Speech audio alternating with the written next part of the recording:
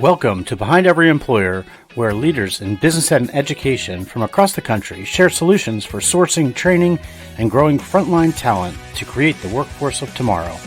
This broadcast is brought to you by the Coalition on Adult Basic Education. To learn more, check us out at www.coabe.org or any of your favorite podcast sites. Now, here are your hosts, Anson Green and Jeffrey Abramowitz. Hello there, Anson. How are you? I'm doing great. How about yourself? Good. I'm doing good. So, in all honesty, I think we have to be candid with our audience that, usually we tape these towards the end of the day because you're out in the Midwest and I'm on the East Coast, and we try to find a good time. Today, it's midday for me, at least, and I'm super excited. I get really charged up during my day. By the time I get to be behind every employer later on in the day, I'm kind of like, we got to find that juice. I need that extra coffee. I don't need any of that today, and I'm super stoked about our guest today. So, Edson, how are you? Oh, I'm doing great, and we have a fantastic guest, and this is also kind of a repeat for the region. We're going to have a guest here from Lincoln, Nebraska. We've had a past guest, Brian Seck from Lincoln Literacy, and Kawasaki was on last year. So this little Midwest town has got some serious stuff going on because we've got Diane Temme Stinton here, the CEO of TMCO in Lincoln, a manufacturer. And you're going to be real impressed because and the one thing I'm so excited about with Diane here is kind of getting, often we have these companies that are pretty large. This is a smaller outfit, so about 200 plus workers. And, when you're looking at business size, what a small or medium-sized business can do versus a Fortune 500 or something is just dramatically different when it comes to services to frontline workers, to immigrants and refugees. And so I'm just so impressed with what I've seen going on at TMCO, and just so thrilled to have Diane on. She is a real powerhouse in the Lincoln area.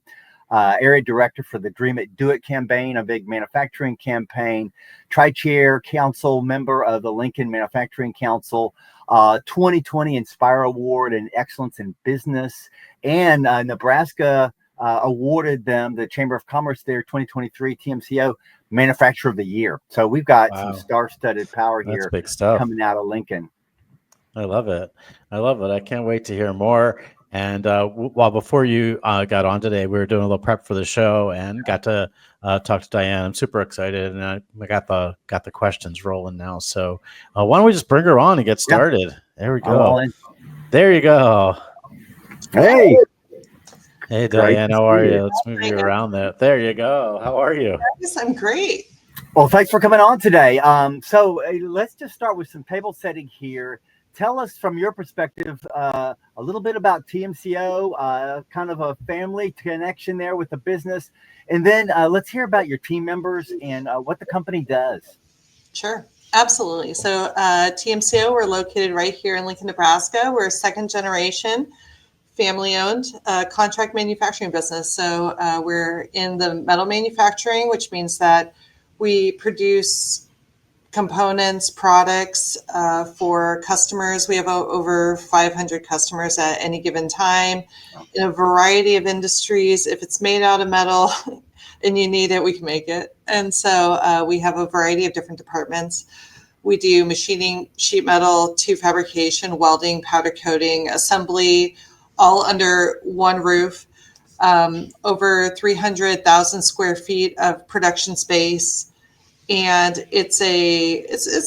we're growing out of a small business, so we're now kind of in medium business territory, even though the distinctions there are a little bit big. So we have about 245 team members currently, and of those, 40% are immigrant or refugee, which means that they come from other countries, 19 different countries around the world, a number of different languages, and what you might not know or may know if you've caught, the previous guest out of Lincoln, Nebraska. Lincoln, Nebraska is a major refugee resettlement community. So we do attract just people from all around the world from various situations. And so it's been very, very interesting to kind of work with the waves of immigrants and refugees, and every population kind of comes with different challenges, and to assimilate everybody together into a team, into being in one mission, in one mind, has been challenging and extremely rewarding. Yeah, I can't imagine. And there's just this gets us kind of into the next area I want to talk about. So Lincoln's small, medium-sized town, big manufacturers there, and big manufacturers up in Omaha, Council Bluffs to the north. So there's a lot of manufacturing. And just tell us a little bit about, like, with this big, significant, manufacturing presence, how do you, as a smaller, medium-sized business here, personality? I mean, you're really bumping shoulders with some big dogs there when it comes to recruiting power. So, what do you think are the things that differentiate and make people say yes to TMCO? Yeah. So it's really interesting. Manufacturing is the second largest industry in the state of Nebraska. Yeah. It's also interesting because Lincoln as a city is really known for government and education. So we're actually not known as a manufacturing town. And so the manufacturing industry in Lincoln is actually less visible than in other places like in Western Nebraska, Columbus, and Omaha, even though we do have bigger companies like Kawasaki located in Lincoln. So attracting people into the manufacturing industry is difficult. We know that we have a skilled labor shortage. As a small company competing with labor, it's also it's pretty tough because, again, too, the visibility that Kawasaki has, the marketing budget Kawasaki has in terms of attracting people is not as known. But within the refugee and immigrant community, we've just built a reputation over 50 years. The first immigrants that we worked with and hired were in the 70s, and these were Vietnamese refugees coming on the tail of the Vietnam War. And we developed a reputation for being able to work with people. We didn't have the requirements that some companies had early on, as like the requirement to be able to speak English and communicate with English. We've never had that requirement. Even the transition to online applications, we welcome walk-ins, we welcome paper applications. We understand how to work with people from different backgrounds. And so I think that the processes that we have in place really accommodates. And when you build a reputation as an employer who works with all different kinds of people, then there's a word of mouth. There's people within their communities that say, hey, TMCO is a great place to go, and there's a way to get in the door there. And so we found a way to really try to take down some of the barriers that maybe aren't as apparent to other employers, and then through that you build a reputation. I love that. So sometimes the size, differential helps because you can knock down the walls quicker and really, like you said, customize things and outreach and take a paper application, which is just unheard of in big businesses, Mm-hmm. So that really does. And that word gets around in these immigrant communities, of course, because they're looking for, a great place to work and a place that's going to provide them access. So great. So, we've gravitated into this discussion about English instruction. And you mentioned the fact that you've never had these, English only requirements or anything like that at the company. And I wanted to hear more about, like, what made you decide to start offering ESL classes, English instruction to your team members? Yeah, and that predates me. So this goes back to my father, who, again, very open to working and with his own experiences, had a comfort of working with different people, with different cultures and backgrounds. So I really have to give him that credit. But we started offering English, and it's not only in partnership, actually, with Lincoln Literacy. And so we started offering the classes, and not only because it helps somebody within the context of their workplace, but also it's a community good. So to take, again, down that barrier to help someone assimilate within this new culture, especially as a new American, and to be an active community member. to be able to be civically engaged, to be able to be involved in the community, in the education of their children, and all systems of American life. And so we just counted that as a net positive. Within the workplace, of course, the communication within coworkers to be able to bring people into the culture as opposed to having segregated cultures was very, very important. And I think in working with such a diversity of employees from 19 different countries, we have bigger populations of certain ethnic groups and certain countries. So to translate, to allow a certain group of employees or to have an entire shift of employees that only speak one language, to us doesn't really fit within our culture. We want people to feel like they're a part of this larger community, right? That we're one whole. We're not just a bunch of segregated groups. And so that part was important. So we actually, currently, we require communications to be done in English.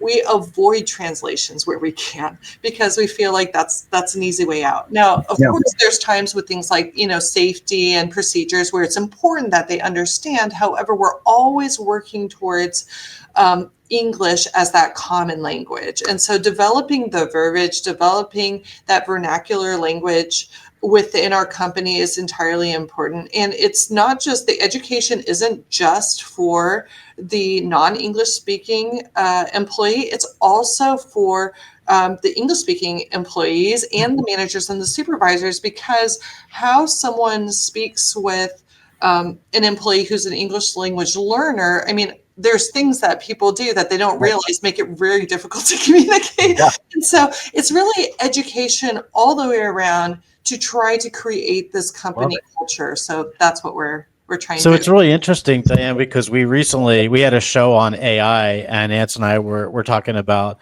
the use of AI in manufacturing, and the fact that a lot of facilities now are starting to use AI to help people translate into English on the floors. But one of the downsides of using AI is that you're not helping the employee, the learner, actually learn in the English language. You're and sort of enabling them to continue using their native language, and it's just the opposite take on this. So it's really interesting, because I think if you're going to build culture in an employer, man, what a great way of doing it is, we want to teach you English, so we're going to help you with those ESL classes and English classes so you can dig in.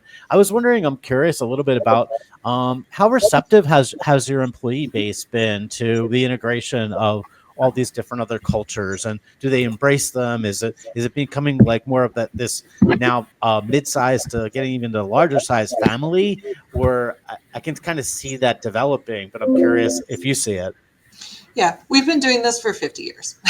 So for us, I mean, this is our culture here, this environment here is second nature to us. So, we're used to working with people and getting them accustomed, and they just become part of the company, part of the organization. So it's something that is, I think, a little bit different when you come from the outside, but for us on the inside, like it doesn't feel like we're doing anything particular, because it's just part of our culture. Yeah. It's really interesting because bigger companies like Kawasaki openly say, like, we learned a lot from TMCO. TMCO helped them understand how to better work with people. We get consulted all the time. We host international visitors. We hosted members from the German parliament to help them understand how to integrate refugees into a workforce successfully. And so there's a lot going on at TMCO that, again, to us, like, doesn't feel remarkable in any way, that we are teaching others how to go through this process. But it's taken, decades, to kind of get to the point where we are, that we are very comfortable with how we work with each other. Yeah, I love it. Yeah, that deep bench of time just really gives you that kind of lessons learned. Just and then of course different labor markets, different climates for the economy, different populations coming into the city. Really has given you that kind of deep understanding. One thing you said early that I always it just warms my heart to hear, and it's a good message for our education listeners. When a lot of times educators think, well, businesses want to do English for production and safety. That's it. You led with this idea of like individuals like integrating into the community and wanting to kind of like a broader kind of holistic perspective of English, not just for like how to do the job or how to stay safe. Those are there, of course. Mm-hmm. But I think that broader perspective is something that our education partners uh, uh, definitely need to listen to. And then the business partners that listen and think like, well, why would we offer English? Well, to keep people from getting hurt or, to be more productive, to lean manufacturing. But there are those broader aspects because those lead to retention, greater community, within the business. Outside recruitment, it's like, hey, these people, this company's helping me out with my English that I'm using in the grocery store or with son's school or whatever it happens to be. So I really love that, and I want to make sure that message is clear for folks about the importance of this broader perspective of English, not just about getting the job done and profits and things like that, but really a bigger picture, which lead to those business outcomes also, So it's also very funny what you learn through language, right? And so, there are certain cultures too, they talk very quietly. They talk, it's perceived by management, like a lack of confidence, or that they can't speak the language well, or they don't understand well because they don't say a lot, or they don't speak, in a tone that is more, kind of assertive for us. And so I sat in on an English class. I clearly have a passion for this, but I worked with the employees, and we went through like our employees are they are not confident about going through like ordering food at a drive-through. So we practice ordering from Subway. And it's what that does to somebody's confidence, and it's not just the confidence, like that translates to on the job confidence. That translates to things like, I don't think this part is correct. Can you check it? I have a concern. I have an issue. And the confidence to be able to communicate this makes them a more valuable employee. Yeah. Well, and it just gives you a kind of more level playing field on the floor in terms of like, who's looking out for challenges, who's looking out for problems, safety issues, and reporting innovations and stuff that they see. If we change this arrangement of the workstation, maybe we would have better outcome here. So I just love that so much to hear that from you. And I love the idea of like just ordering at fast food, because that is that's a real, positive thing in life to do, but it's something that is a difficult communication strategy for someone to test out, so it's fantastic to hear you say that. So let's think about our listeners out there, the employers that are going like, man, I need some of this over there in my business here. Maybe they're having a staffing challenges and they need to find new populations to recruit from.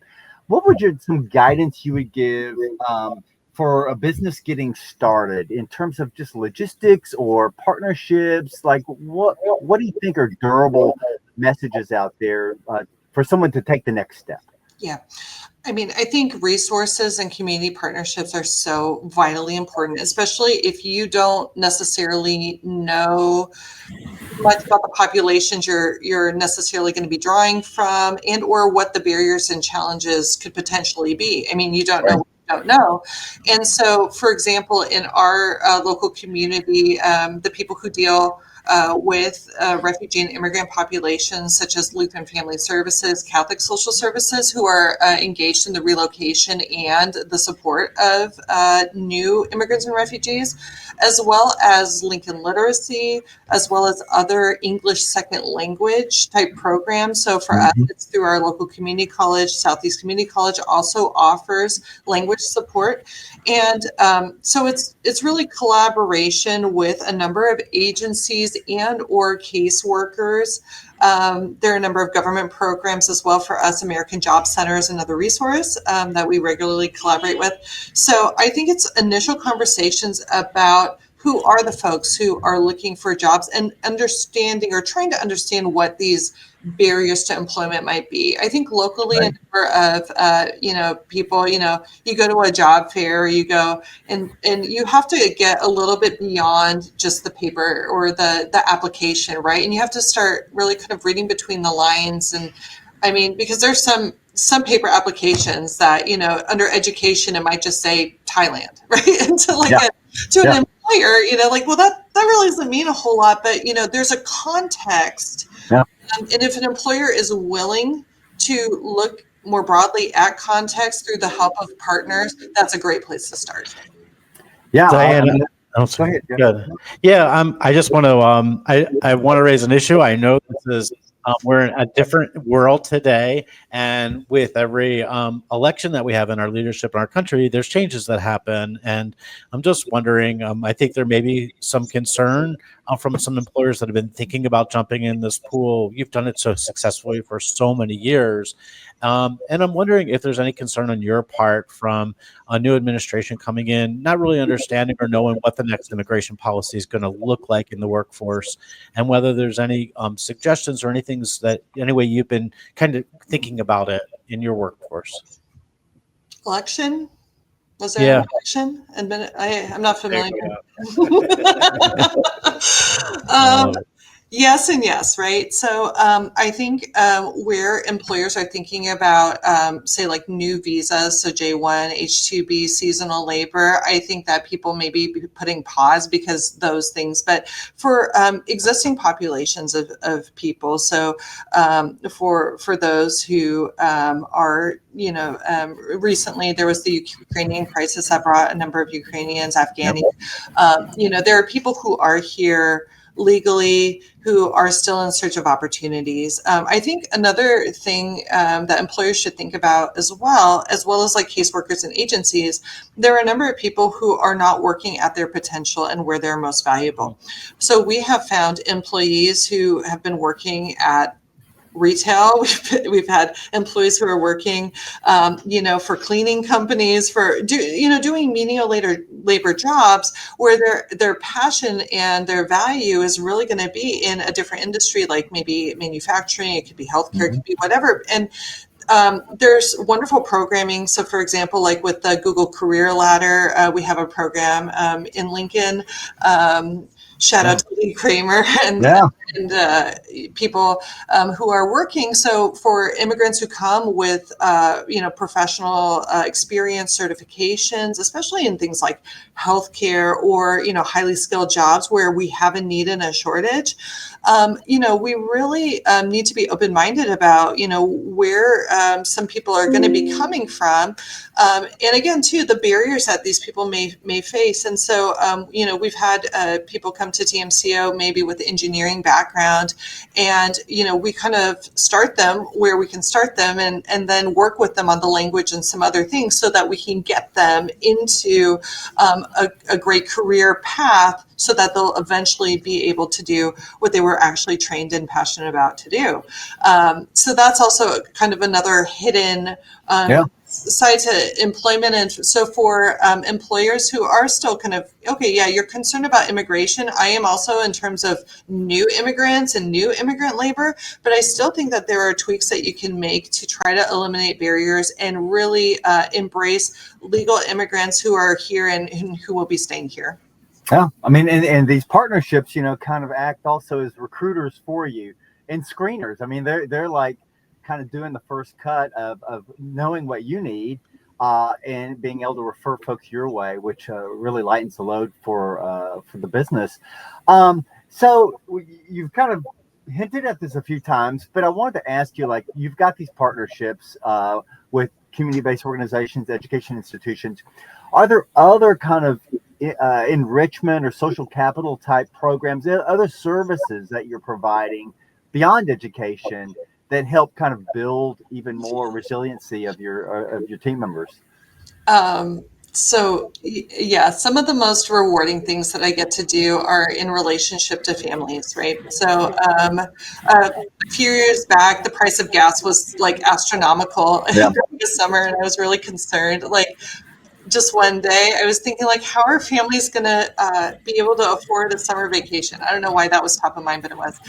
And again, being a small company and being the business owner, I just decided, well, why don't we just let's just rent like 6 charter buses and take everybody to like a theme park.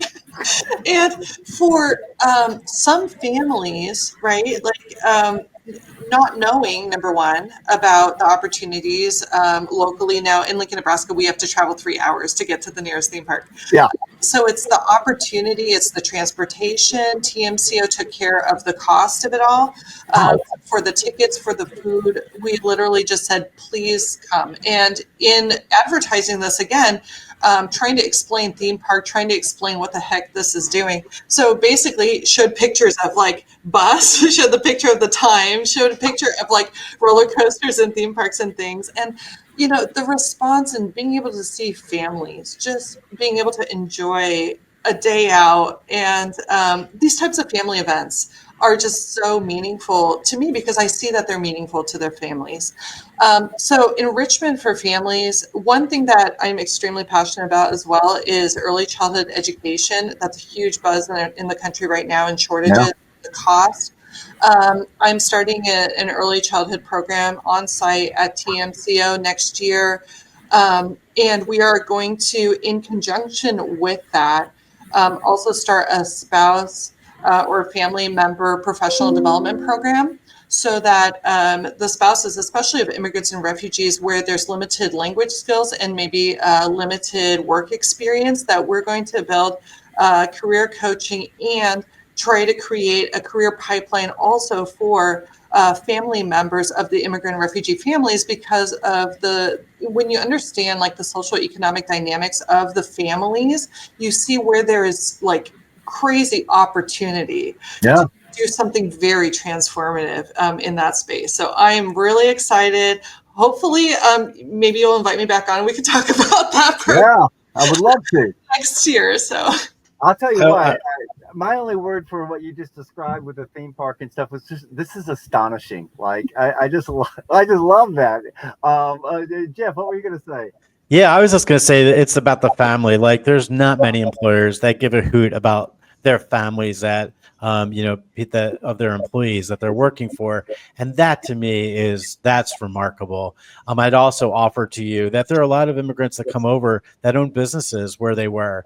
And if there's a lane for entrepreneurial workshopping, or even some kind of professional mentoring, please, reach out. I'd love to be able to support a project like that, even in Lincoln, and we're all over the country. So it's a remarkable. I can tell you Cool too that's where being a small, medium-sized business comes in handy, because if you had tried to do this field trip junket with a big company, there would have been so many rocks thrown at you from risk management and everybody else. Oh,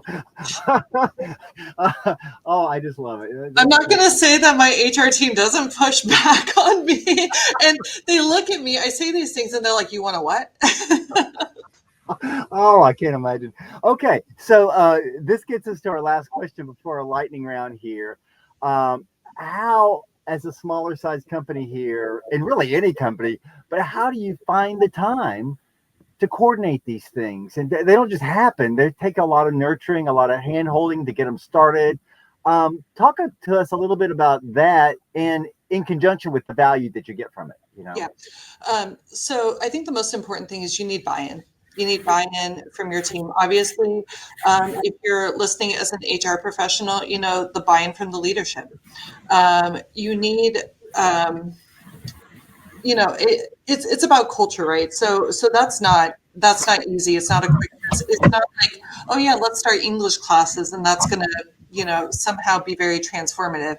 And even like in the English classes that we establish here, I'm always thinking about, okay, how can we do better at this? How can we, implement that on the floor so they're learning something in a classroom, and then the supervisor is reinforcing that, right? So because everybody knows that like your 10 minutes a day on Duolingo isn't going to make you fluent in French anytime soon. I can testify to that.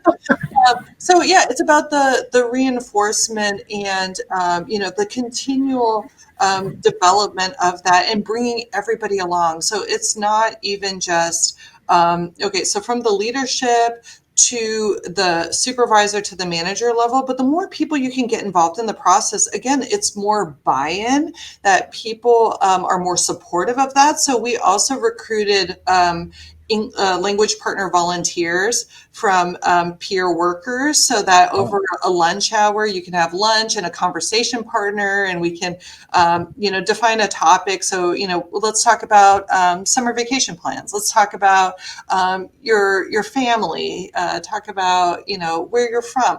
And so it's a chance to just have different interactions right along the way, but it creates this buy-in, which in turn for us and our company creates that community. Right.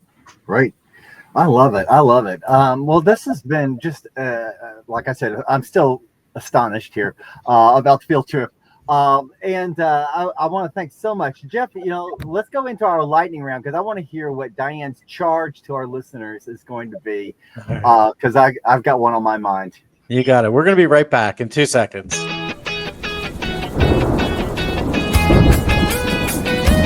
You've been listening to Behind Every Employer with Anson Green and Jeffrey Abramowitz. It's one thing to talk the talk, but in the lightning round, which is coming up, we walk the walk with action steps. You can listen to Behind Every Employer podcast on YouTube, Spotify, or find us on your favorite podcast venue.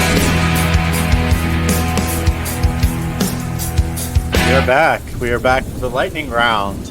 And as our audience, often many of them know, we like to leave everyone with a takeaway, something that's important for you to leave with. And so who wants to kick us off? Anybody? I want Diane to kick us off here. All right, go for it. And everybody's gonna tune out after she goes, because they're just pretty much. Here you go. All right. Here's what I want you to do. I would like you to find a community partner, somebody who works directly with the population. It could be another nonprofit. In Lincoln, for example, we do have like a Centro de las Americas. It works primarily with the Hispanic culture. We have Karen Society. We have a number of organizations, like I mentioned, Lutheran Family Service, Lincoln Literacy. Find an organization that really does specialize just to learn about people and barriers to employment, opportunities that they see. So get out of your company and get out and do some learning. And if you currently work with immigrants and refugees, my charge to you is know your people, know them. Ask them about their challenges, ask them about their community, ask them about their priorities. And when you really know your people and then you react as an employer to the needs, then people really do feel that you care about them, that you are an employer of action. You're not just talking the talk. And that goes a long way. And again, to reputationally, what that does that's what they're going to take to their community. That's how you'll be known as, hey, this is an employer that really does address needs and barriers. Wow, fantastic. Jeff, what do you got? Thank you. Yeah, so mine's really simple. You hit a really a sweet spot for me, which is I think that we don't, as a country, recognize that when you hire an employee, that you also are kind of bringing in their family to the loop too. They're dependent on that employee often to feed their families, to put a roof over their head, to have their car and gasoline and all those things. So my challenge to all the employers that are out there is, I want you this year in 2025 to put a small budget aside for doing something for your family, the families of your employees. Take them to a center, take them to a amusement park. Have them come to your facility and have a free dinner there, a pizza dinner one night.